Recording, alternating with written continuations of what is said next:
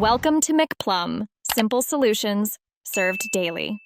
You start by confirming you have an AWS account and an IAM user with ACM, Route 53, and related permissions. Next, verify the exact domain name you need, include wildcards like asterisk. Example, com if needed. Once done, open AWS Certificate Manager, choose Request a Public Certificate, and enter your domain names. Make sure to select DNS validation when possible for speed and reliability. DNS validation avoids email delays and automates renewals. After requesting, ACM gives you CNAME records for DNS validation. Copy each and add them into Route 53 or your external DNS provider. Once those records propagate, often within minutes, but sometimes up to 48 hours, ACM will automatically validate and issue the certificate.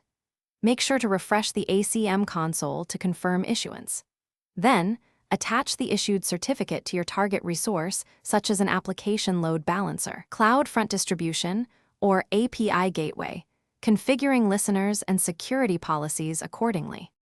With the certificate attached, update your listeners and CloudFront behaviors to use HTTPS and the new certificate. Enable HTTP to HTTPS redirection if desired.